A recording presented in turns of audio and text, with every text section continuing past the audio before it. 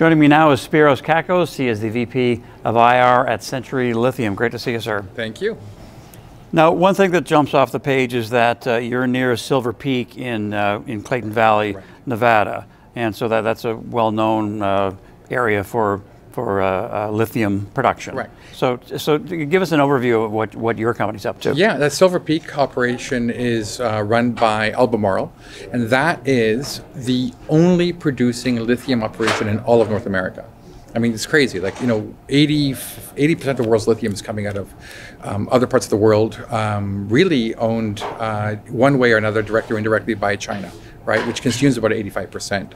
So we're so far behind. There's only one producing lithium operation in all of North America, and that's a brine operation. It's a big company, and we're right beside them. But we're not a brine project. We're a clay project, right? We're doing something a little bit different. Okay. Right. So that is a key differentiator, correct? Yes. Yeah. Yeah. So that's we're in our area. There's a couple brine, other smaller projects trying to looking at brine.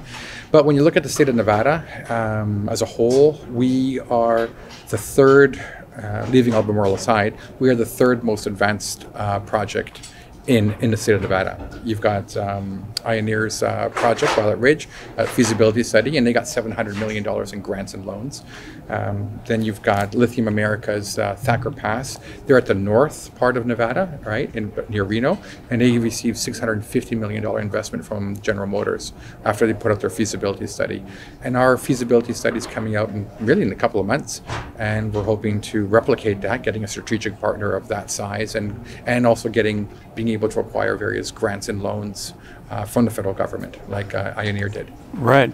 And so as far as your development, is the feasibility study coming? Is that sort of the most exciting thing to look forward to, the catalyst? Yeah, it's exciting. It's going to be a big technical report, right? Kind of boring in some senses. But what that does is it unlocks a lot of other doors.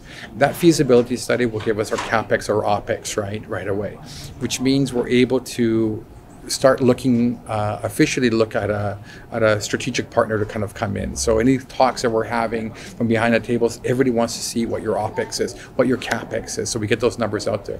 So one, strategic partnership, it unlocks that door. Second door that unlocks is for us to officially apply for various grants and loans. And the US right now, right, from the Defense Act, they're looking and supplying up to 50% of your potential CapEx. So, which is great. That's kind of the support we need to help bring our project towards production. And lastly, for investors who are looking for ideas in the lithium space, there's a lot of competition.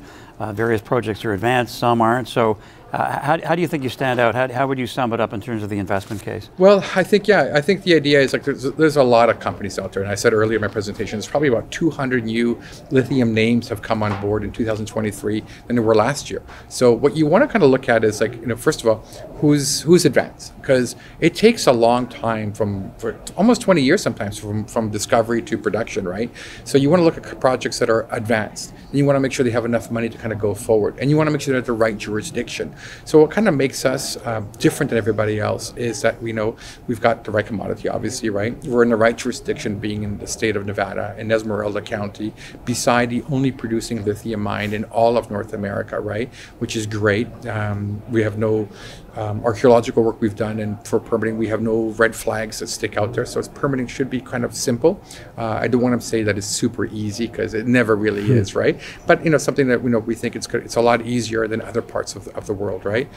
And three, I think we're at a stage right now where there's no one else that's near us, being at an advanced stage kind of really separates you from anybody else, right? So sounds like lots of tailwinds. Yeah, so I always say it's like we're at the right commodity at the right stage, right, in the right jurisdiction, and that's unique.